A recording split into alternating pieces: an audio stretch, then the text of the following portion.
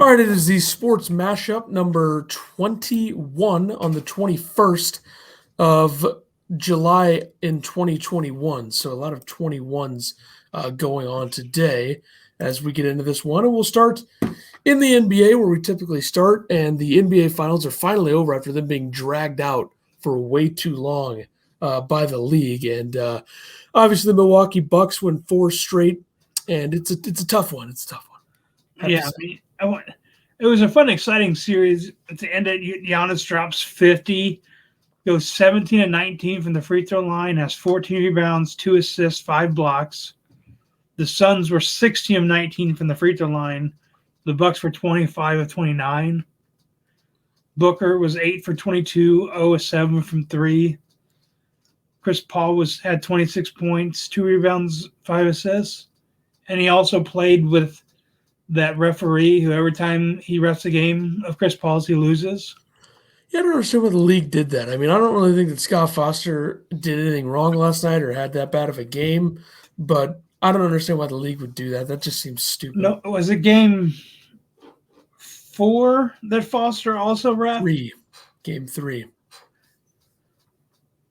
Game 3, the Bucks Giannis shot more free throws than the Suns did. But yeah, now you have Chris Paul's like 0 for 6 or 0 for 7 in the playoffs with Foster reffing. I think it's like 13 games in a row or 12 games in a row. He can't win when that guy refs the game. And I don't know why they're putting him in that game when it's an elimination game. That just seems stupid. Whatever. Didn't really affect the game last night, but still stupid. I also saw that like people were talking about this was the greatest finals or whatever, and then Durant said that them against Cleveland when LeBron was in Cleveland was one of the best. I mean, when KD was on the Warriors against the Cavs, they just dominated the Cavs. I mean, Giannis said it best. He's like, I could have went and left and joined somebody, and he goes, I don't want to say any names, but I could have went and got on a super team. LeBron. But I didn't. I stayed right here and won it for Milwaukee. I mean, it's a respectable, move for sure. And now he wanted to do it on his own. And now all 3 of the Antetokounmpo brothers have won a title. A little different though, Well, yeah, his brother wins one on the bench without playing for the Lakers. And then his other brother wasn't even there because of COVID. In the bubble. Yeah. And then his other brother wins one last night for the Bucks. I mean, it's a dynasty, I guess, for them. Yeah, just imagine when they go into Greek, like everything they'll, the applause and everything they'll get around where they live over there. Superstars were there to everybody. Giannis cemented himself as, I don't know if I would say NBA legend, but, having a finals MVP, dropping 50 points in an elimination game in the finals, having a ring and 2 MVPs is pretty special. That's got to be one of the best lines in an elimination game in the finals. Yeah, he was spectacular. I mean, no doubt about it. 50, 14, 2, and 5. Yeah, and some of those blocks were huge. Yeah. He showed up. The Suns just fell apart after the first 2. I don't really know what happened, but was it a 6-point game or 7-point game? Was that the final? 98-105 or 104? 104-98, I think. Yeah. I had a bet. I picked an odd boost bet. It was Milwaukee minus 4.5. I took it, and they covered. Won me some money.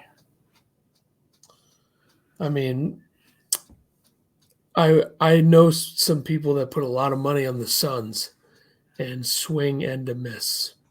And when I say a lot of money, we're talking 4 figures. Yeah. So, brutal. But, hey, great experience for the Suns. You would think starting up 2-0, it would go Game 7, but 2-0 in a fashion where they, dominated most of those first 2 games, and then just Game 3 just completely fell apart. Milwaukee, give them props.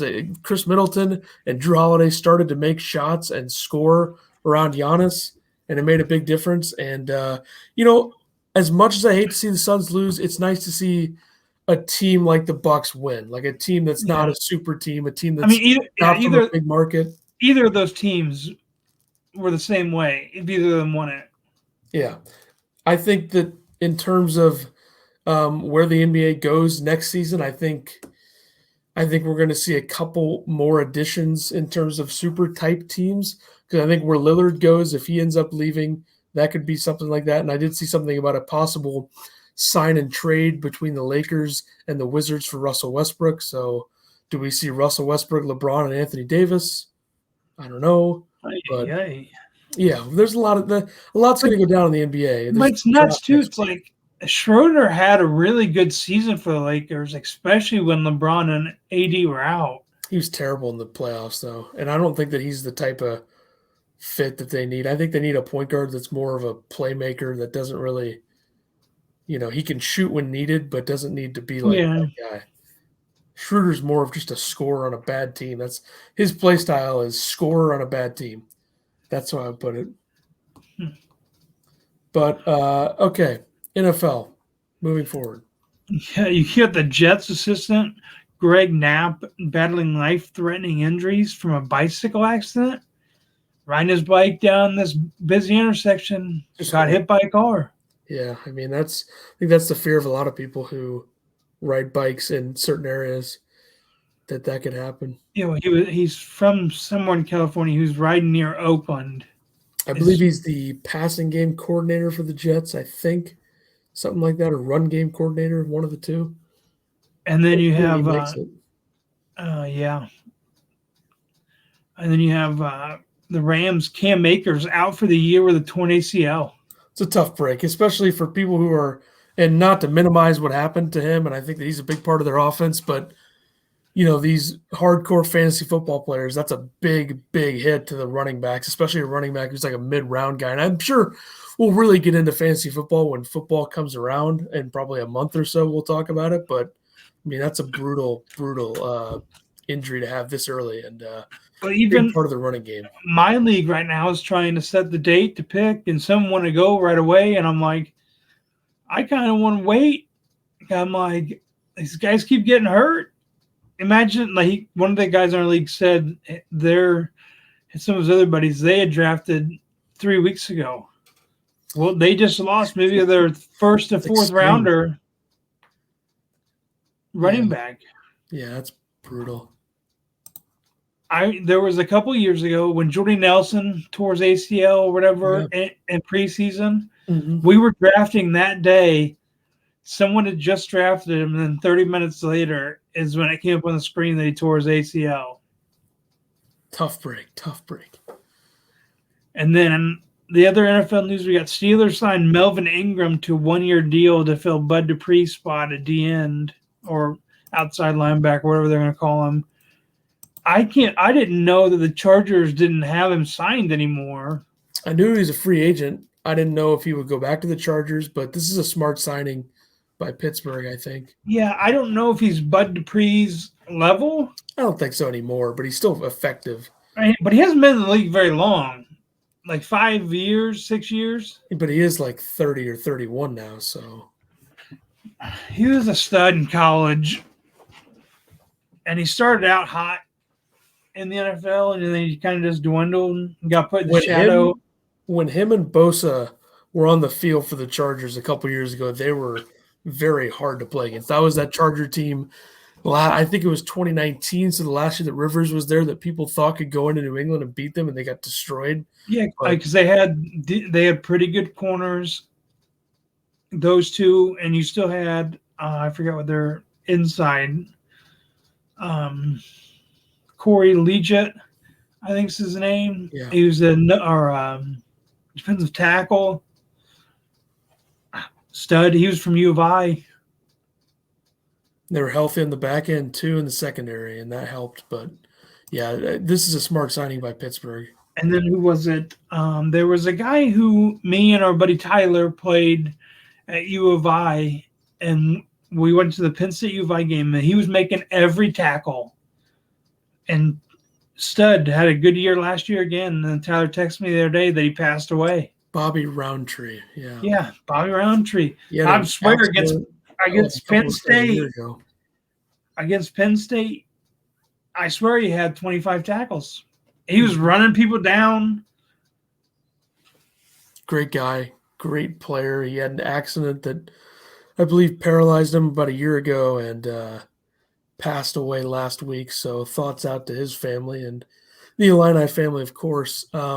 We'll transition into some good news the Illini Nation, Sports Nation got, which was Kofi Coburn returning to Illinois, which really takes them from a lower, 20 to 25 ranked team to a likely top 10 preseason team. I think they'll hover right around in the rankings with a Duke or a Kentucky I in that think 10-11 range. the preseason ranking I just saw, they were at 12 after he did this. It's about 8 to 12.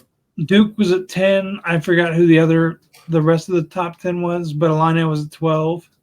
I saw one with Illinois at 11 and then Duke at 10 and Kentucky at 9. So it's right around the same range for most. But this elevates them a lot when you get an All-American back. And, I think Brad Underwood's really saved by getting him back. It would have been pretty messy without him. They would have been good, but they're much better with him. And then other big news, Marcus Carr, the number one transfer that was still in the portal, chooses to go to Texas over Australia, Louisville, Kentucky, and Kansas. Yeah, I think there's a lot of rumblings that he might go overseas and play in Australia, but I always thought he would go to Texas because think of it this way. There's a ton of talent there. You have good coaching. They might lack a little bit of shooting and scoring at the guard position, and that's exactly what he does. He's an all Big Ten caliber player in Minnesota. Texas is going to be the unanimous number 2 team, I think, in the preseason behind Gonzaga going into it. So this is a really Chris Beard leaves Texas Tech, goes to Texas. He's gotten so many great players on an already good roster. Yeah. And they didn't lose much. No, they lost a couple. They lost Greg Brown to the draft, who struggled as a freshman, but their front court's ridiculously deep. And then the other big signing, Oklahoma State keeps getting players. Oklahoma State and Oklahoma have gotten, I don't know how many transfers since we've started doing this. A 7-foot center, Musa Sissi, transfers from Memphis to Oklahoma State. Yeah, he's another guy that was looked at as like a 5-star recruit going to Memphis. Only averaged 6.6 rebounds last season. Didn't really fit well with Penny Hardaway at Memphis. But Oklahoma State and Oklahoma, you mentioned both of them. They're both doing like a retool. Like Oklahoma State loses Cade Cunningham. They lose a couple other guys. They got to retool. Then you look at Oklahoma. Lon Kruger retires. They bring in Porter Moser. Austin Reeves and Brady Manick are gone. They got to retool their roster. So, yeah, both of them at least gotten like 5 transfers in since we started covering this. Yep, I would agree. They've made a lot of moves. But on to golf. The Open Championship last weekend, the winner, Colin Morikawa, wins $2.1 million, shot 15 under over in England. I was pulling hard for Jordan Spieth, but I'm very happy to see Morikawa win. I am on record as of last August when he won the PGA Championship that he was the next big thing. So people should be sending me checks for nailing that, even though I was along with other people on that one when he won it. But 2 majors already, I feel bad. Louis, I don't even know how you say his last name. He gets up there at the top. He stays there, and then he always ends up losing by like 1 to 2 strokes. And most of the time, it's not really a collapse. It's just like him playing average and people just passing him. Like he didn't play that badly. He was perfect like throughout the first 3 days and barely had the lead going into the 4th day.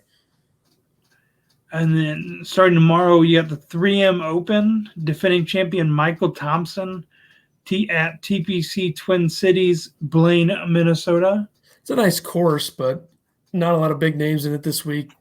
You'll have Olympic golf coming soon. Speaking of which, are we going to pick some gambling odds next week for the Olympics? I think we probably should. Yeah, I was looking at what was coming up like tomorrow and stuff, but it was all like archery and. Yeah, I think we'll pick more like maybe some golf stuff if there's odds for that. Basketball. Beach volleyball is one of my specialties. There was a women's basketball, but it said 3x3. So I'm like, is there 3-on-3 women's basketball in the Olympics, or I don't know what that means? So I just left it alone. But it's gonna be hard to gauge who's. I think it's going to be a random winning the 3M Open. That's why my odds picks for it this week are all over the place. So Yeah, I was looking for Kisner, and he's not playing. yeah, I was hoping he's playing. I would have picked him in a heartbeat, obviously.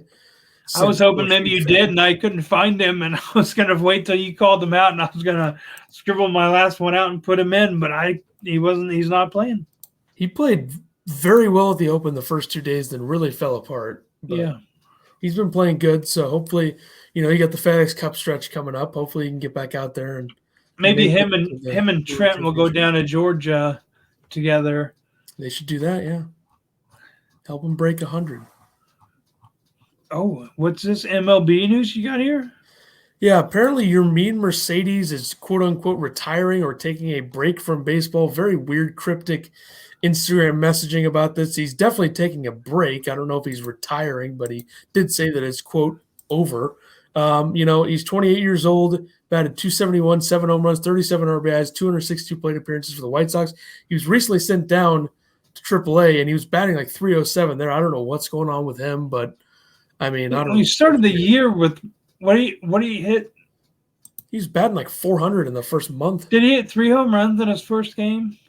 I can't remember. That sounds right. I don't really remember though.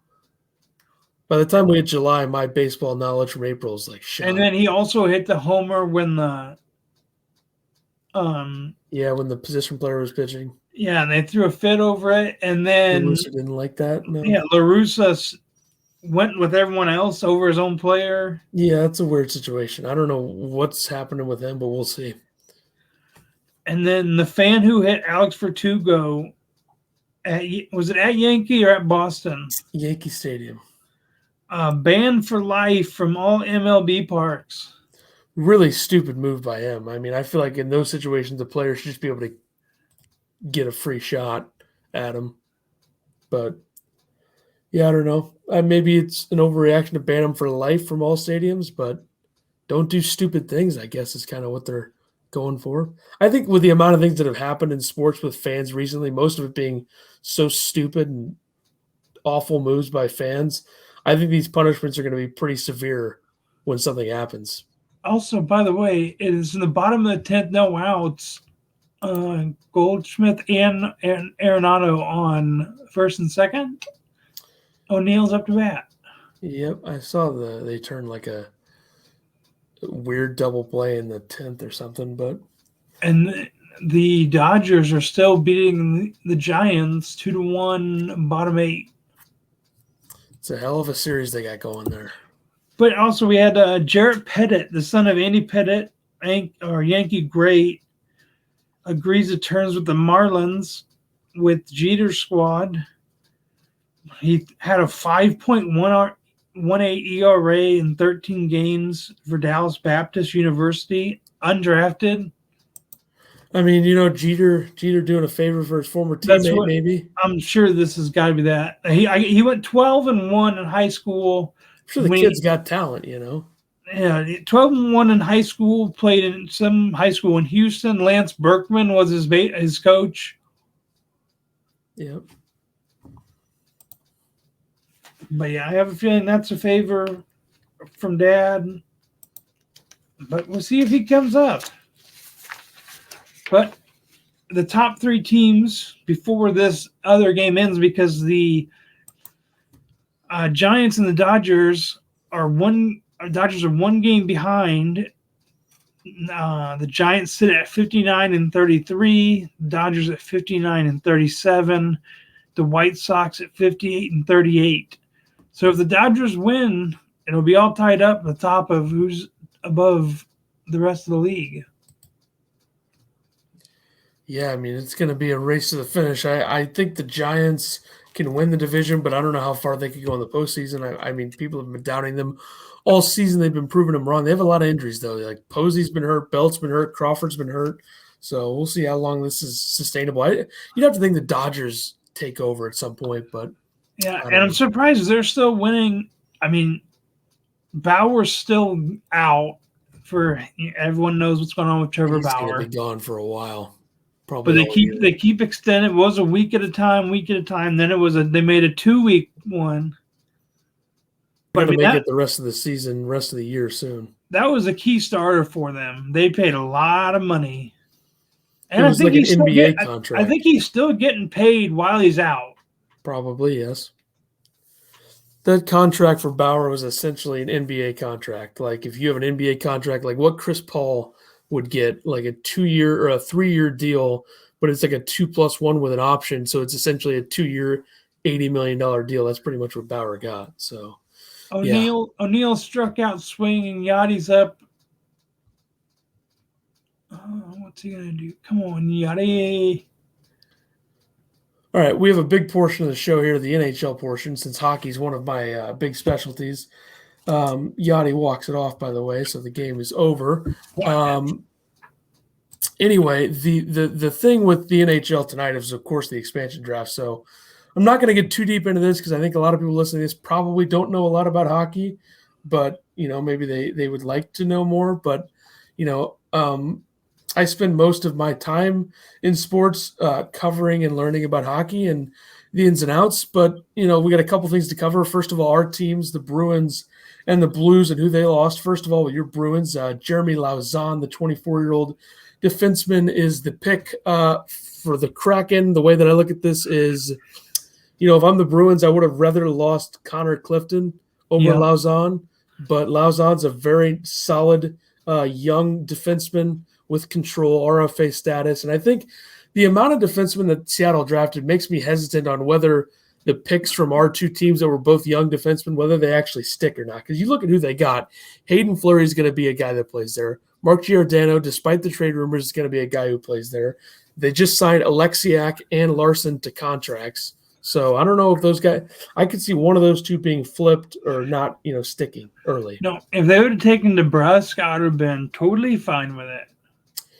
Yeah, I wonder what's going to happen with DeBrusk. I don't think that a trade is imminent. I do think that they'll look into it, but the return is like, what are you going to like?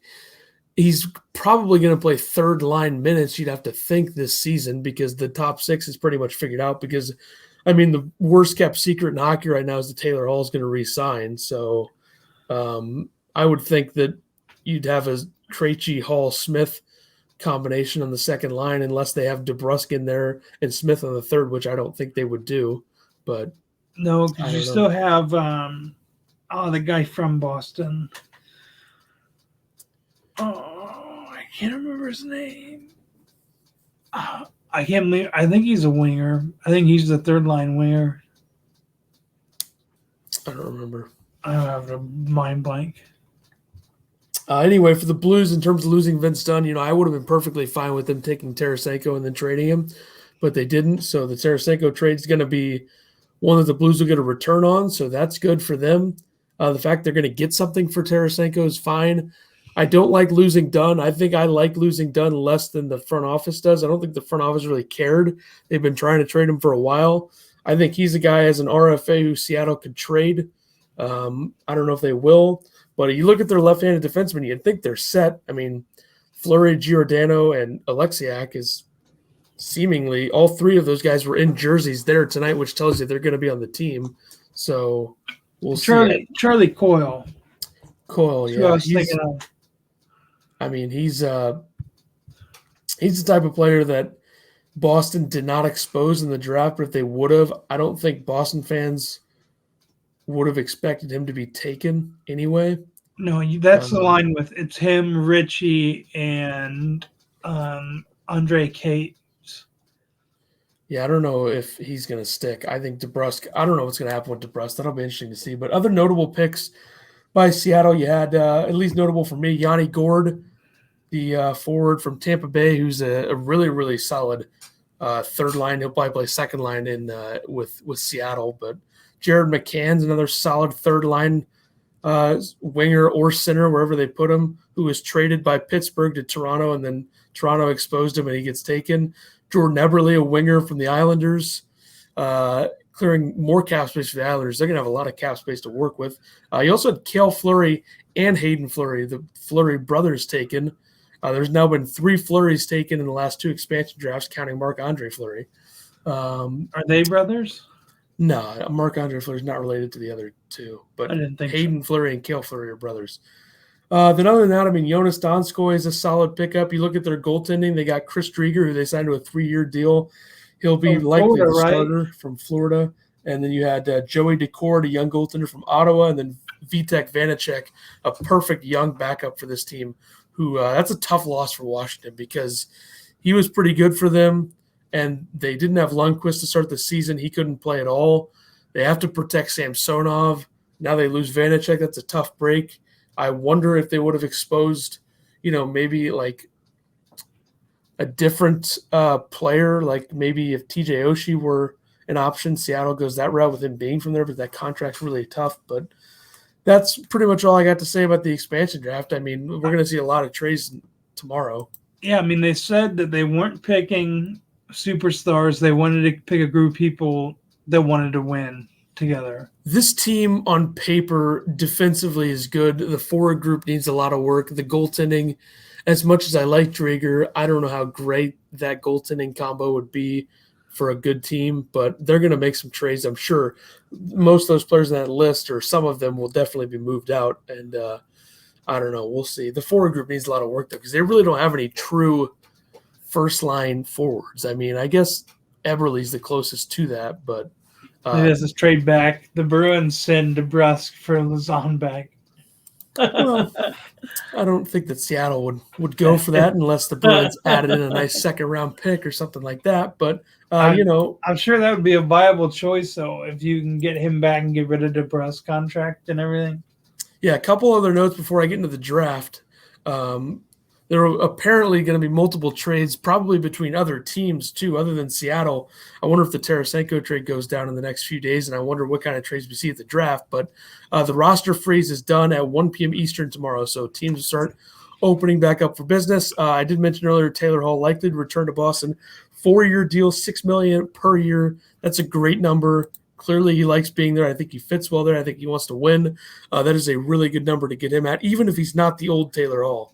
Yeah. I mean, he's still going to get you 25 plus. I'd have to think. Because Krejci helps so many guys out. Yeah, he's a great fit there. And you're getting him at much less than he was playing at last year. I think he signed out 1 year, $8 million or $9 million last year. So, and Boston didn't have to pay any of that. Nope, and they didn't have to give that much to get him. The Kraken, like I mentioned, locked in Jamie Alexiak, 5-year, $4.6 million per year deal. I like Alexiak a lot. 5 years scares me. He's a big defenseman, though. Really solid. I think, is he a left shot or a right shot? I can't remember. But this guy's a right shot, and he was traded straight up for Taylor Hall back in the day. Adam Larson, 4-year, $4 million per. Great deal there. I think he's a very solid defenseman, especially defensively. That's pretty much all he does. He really provides nothing offensively. But speaking of the Oilers who lose Larson in this deal, they're looking to sign Zach Hyman of the Leafs. We could see the rights being traded from Toronto to Edmonton, or he just hits the open market and signs there. I think that contract's going to be a complete overpay, but we'll see. And they're looking to re-sign Tyson Barrie, who, by the way, Tyson Barrie became the first player in National Hockey League history to lead the league in points as a defenseman and not get a single vote for the Norris. So that's pretty interesting and very silent. And he was drafted from the Avs, right? That's where he started. Yeah, he went Avs, then he was traded to the Leafs last year, and then now he signed a 1 year in Edmonton, and he'll probably re-sign. It helps playing with McDavid and Draisaitl to get your point count up if you're Tyson Barrie, but he had a great season. Anyway, real quick, we'll talk NHL entry draft. My official lottery mock draft, only 15 picks here. I'm just going to run them down. I don't think this will happen this way, but this is how I would do it if I were the GMs of these teams. Okay, number 1, Buffalo Sabres take William Eklund, who's a center or winger, whichever one you classify him as, a big Swedish player who's rising up the ranks. The guy who's did he already have a brother in the league? I don't think Eklund did, no. But there's some guys on here that did, or parents that were in the league. I thought Eklund was a guy.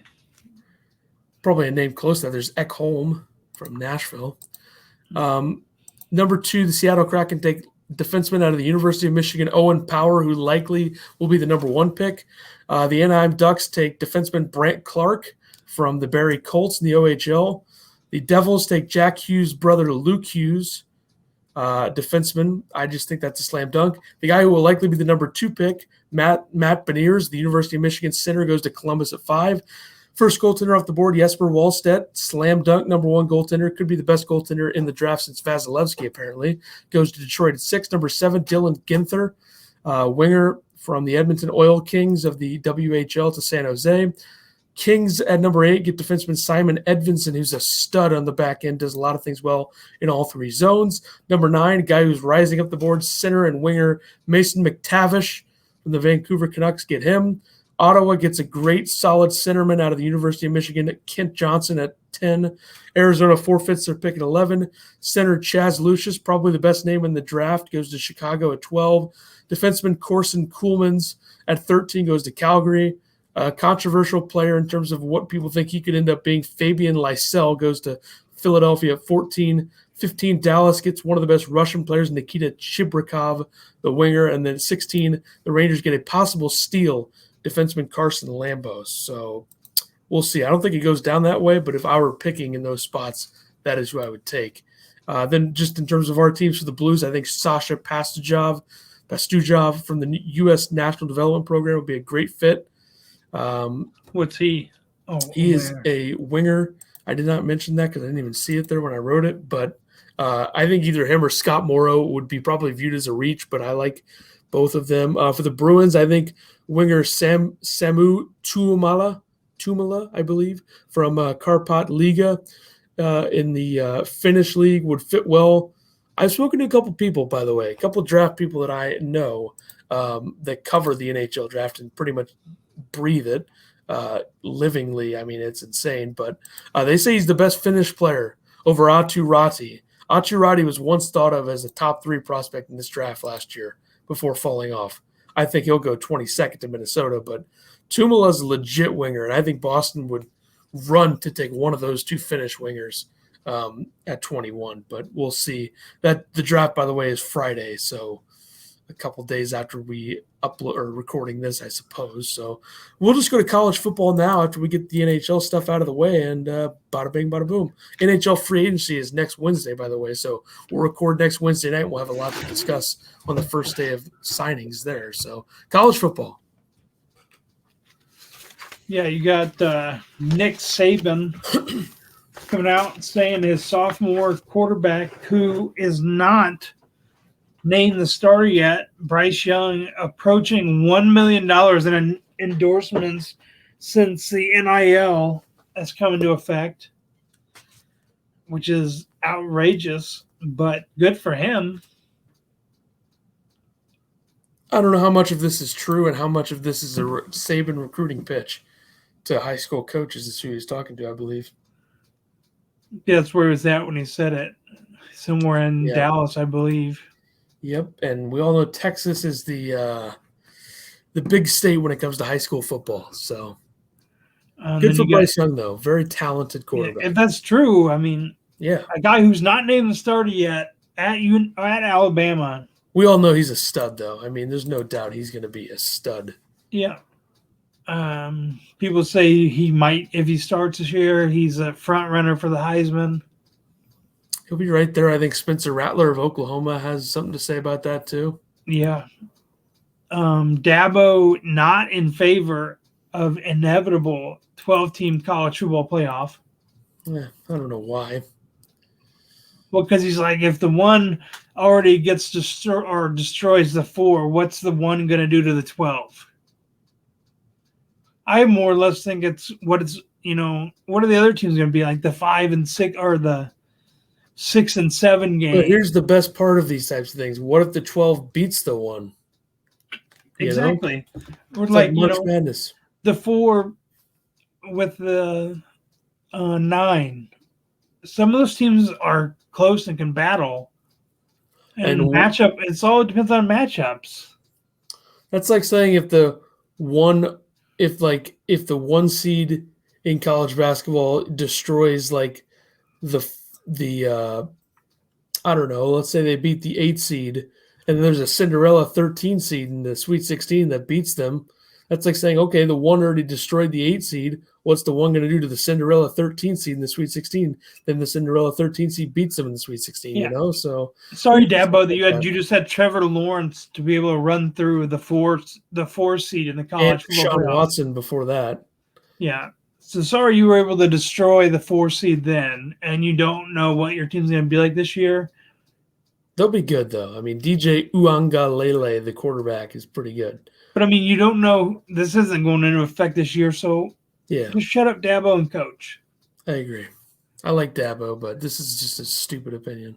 And then the NCAA president made $2.9 million last year amid revenue drops. That's disgusting. They're barely giving money to these colleges during COVID, blah, blah, even though the schools are having to pay for all the testing on all these athletes and everything. We all know the NCAA sucks. I mean, yeah. And the president's still making $2.9 million, even though their revenue dropped. $2.9 million to pretty much do nothing but look like an idiot, which is a hard job because not a lot of people like to look like idiots in the public, but he does. Yeah. And then my last part of the NCAA football is LSU's Orgeron says Tigers have 2 championship quarterbacks. I don't even know who either of their quarterbacks is. I don't either, but he said he's got 2 championship quarterbacks. That's coach speak right there. I mean, good for him if they do. They haven't had really a standout quarterback other than Joe Burrow in the last 15 years, if not longer. Let me see if I mean, you had what's his name, the big quarterback who went to Oakland and then dropped off the face of the earth. Probably talking about Miles Brennan and somebody else. I know Miles Brennan was the starter last year. He's a senior. 6'4", 210. He looks like a kicker, if you ask me. But anyway, final college football thing. Oklahoma and Texas have looked into moving out of the Big 12, and apparently they're going to, according to a report that I saw, they're going to petition to join the SEC. So, not surprising, kind of weird. I don't know if it'll actually happen, but I don't know what to make of this. Are there any other SEC teams in Texas? Texas A&M. Which were in the Big 12 before, correct? I don't remember. What I don't understand is why Missouri is in the SEC. They should be in the Big 12 over, Oklahoma and Texas. Yeah, maybe that's something. If one of these teams do it, they switch them. I think Missouri would have something to say about that. Missouri could maybe compete at least better in the Big 12 in both sports or all sports. But you make more money in the SEC. Yeah, because you're going to get more TV time. Yeah, and you get everyone gathered around to watch you lose by 40 to Alabama. It's a tradition. But, I mean, if you could sit there during the rivalry game between Illinois and Missouri, if it's Big 10 versus Big 12, then a little different than the bottom of the barrel SEC versus Illinois, who's now in the top 5 of the Big 10. Yeah, in basketball. Definitely in basketball. Football, they're more of a lower level football program, but maybe they'll find it with Bielema. We'll see. But all right. With that being said, let's get into the gambling betting picks of the week. We had our baseball game canceled due to COVID. So we only had one game last week, which is the NBA Finals game, I believe game 4, which I picked the Bucks to win. So I went 1-0 for the week. And then my golf picks, Rahm finished tied for 3rd, Koepka finished tied for 6th, Fleetwood finished tied for 33rd, and Kisner finished 73rd. So 4 guys made the cut, 2 in the top 10, 3 in the top 40. I had Dustin Johnson shoot -7, tied for 8th. Rory tied for 46 and even. Lee Westwood was 2 over, tied for 59th, and then I had Kisner at +5, finished in 73rd. I also picked the Bucks 1-0. I'm now 65 and 57. I was 67 and 52. Big week ahead here. Big week. And then golf this week at a 3M Open. I have Dustin Johnson +700. I have Louis at +1,400, Matthew Wolff at +2,800, and Brandt Snedeker at +6,000.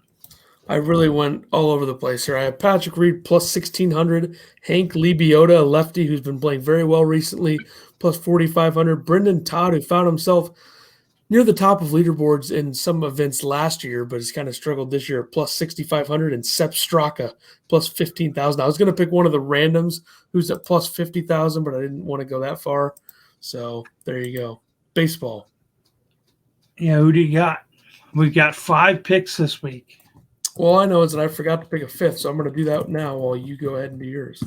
I have the Braves minus 125 over the Phillies. I got the Rays minus 145 over Cleveland. I got the Cardinals minus 125 over the Cubs. Kim's pitching tomorrow. I got the Twins minus 140 over the Angels and the Dodgers minus 170 over San Fran. Walker Buehler's pitching that game. That should be a win because I have the Dodgers as well. Did you get yours all in there? Yep. All right. I have the Cardinals minus 125 against the Cubs. I have the Braves minus 125 against the Phillies. Dodgers minus 170 against the Giants. Red Sox minus 120 against the Yankees. Rangers plus 105 at the Tigers. There you go. There's my 5 picks. San Fran is now up 3-2 in the top of the 9th with 2 guys on, 1 out.